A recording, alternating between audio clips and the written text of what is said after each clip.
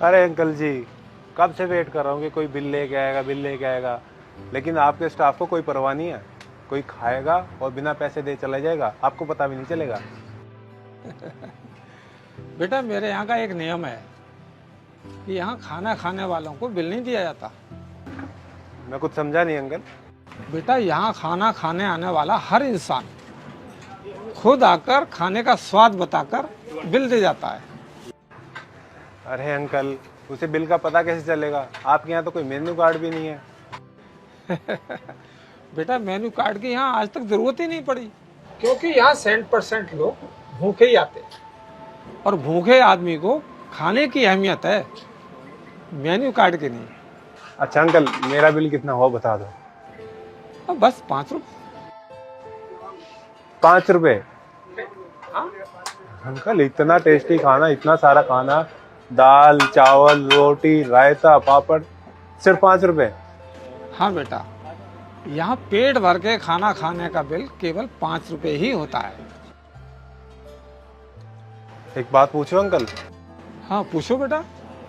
इतनी महंगाई के टाइम में आप इतना सस्ता ढाबा चला रहे हो, कैसे कर लेते हो? बेटा ये सब ऊपर वाली की कृपा है, क्योंकि जिंदगी भर जो कमाना है ना, सब यहीं छोड़ के जाना है। तो क्या सस्ता क्या महंगा। अंकल ये लो मेरे खाने का बिल। हाँ ठीक।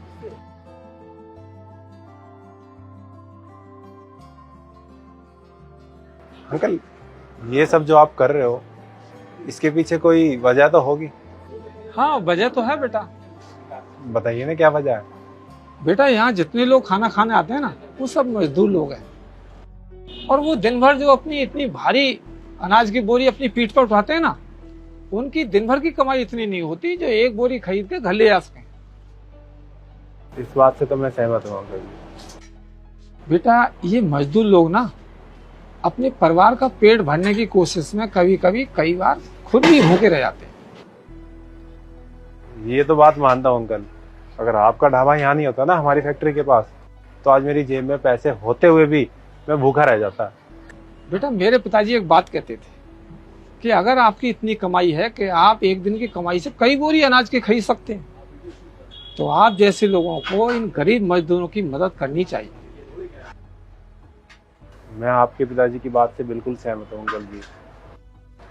अच्छा अगर आप बुरा ना माने तो एक बात और पूछूं? हाँ पूछो बेटा। ये सब करके आपका क्या फायदा? बेटा बात यह है कि यहाँ जो मजदूर लोग खाना खाने आते हैं ना, और पेट भर के खाना खा के जब उनके चेहरे पर मुस्कान आती है, बस वही मेरी कमाई है।